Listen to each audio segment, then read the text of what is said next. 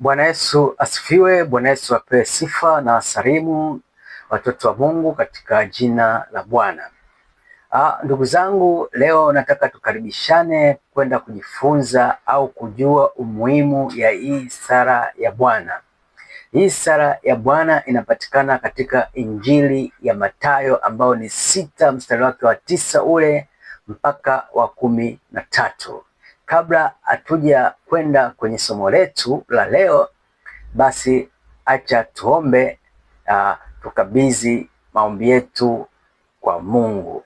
Baba, katika jina la Yesu ninakuja mbele yako, mimi ninakwenda kujifunza ili neno au kuwafundisha watu ili neno. Ninaomba unifunue macho ya kiroho na unipe akili yako na si akili yangu, ili kwenda kujua siri la andiko hili.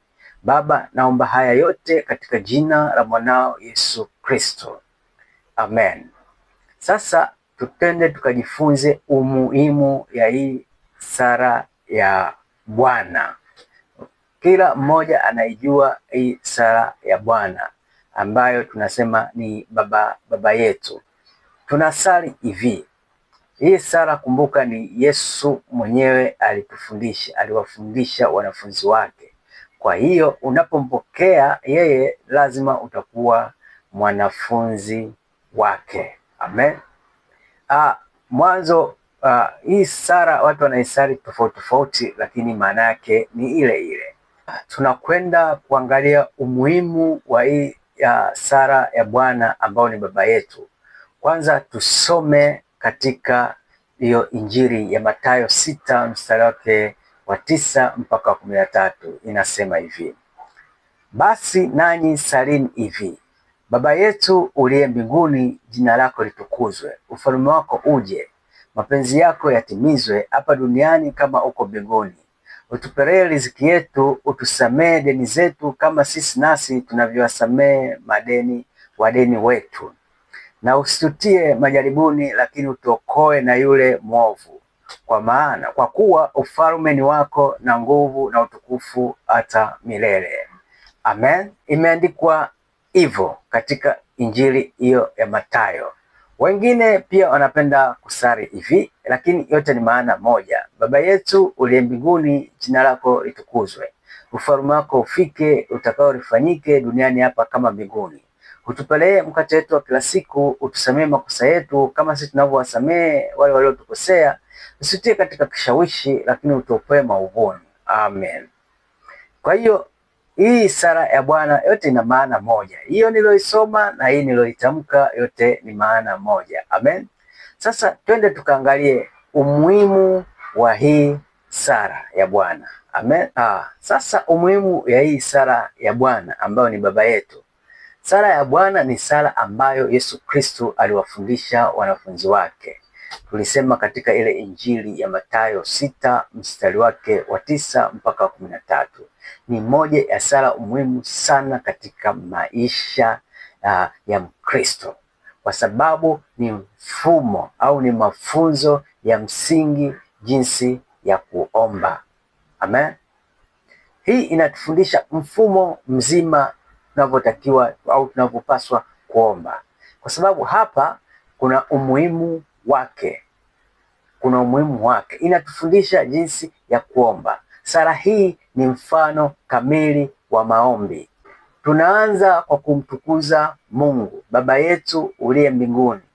Tunaomba mapenzi yake yatimizwe. Tunaomba mahitaji yetu ya kila siku. Inatufundisha kwamba maombi si kuomba tu vitu, bali pia kumheshimu Mungu. Amen. Amen. Pia hii sala ya baba yetu au sala ya Bwana inajenga uhusiano wa Mungu. Kwa kusema baba yetu, tunatambua Mungu kama baba mwenye upendo.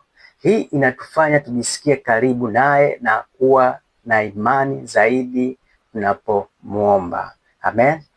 Pia inasisitiza msamaha. Ile sehemu inayosema utusamee deni zetu kama nasi tunavyowasamee wale tunaowadai, inatufundisha au inatukumbusha kumwomba Mungu msamaha. Pia tusamee wengine. Bila kusamee, maombi yetu hayakamiliki kiroho. Inatufundisha kumtegemea Mungu, utupelee riziki yetu ya kila siku. Inatufundisha kuwa Mungu ndiye mtoa riziki. Tunapaswa kumtegemea Mungu kila siku na si mara moja. Amen. Pia inatulinda kiroho. Usitie katika majaribu, lakini utuokoe na yule mwovu. Hii inaonyesha ya kwamba kuna vita vya kiroho. Tunahitaji ulinzi wa Mungu dhidi ya maovu. Amen. Inatuepusha, inatulinda, inatukinga na maadui. Amen. Pia tunaona hii sala inahitimisha kwa kumtukuza Mungu, kwa maana ufalme ni wako. Inatufundisha kuwa Mungu ana mamlaka yote. Tunapaswa kumheshimu na kumtukuza kila wakati. Tukimalizia tunasema sala ya Bwana si maneno tu ya kurudia, bali ni mwongozo wa maisha ya kiroho. Inatufundisha namna ya kuishi, kuomba, kusamehe na kumtegemea Mungu kila siku. Asante kwa neno hili, nafikiri tutakuwa tumebarikiwa. Basi neema ya Mungu iwe juu yetu. Amen na bye bye.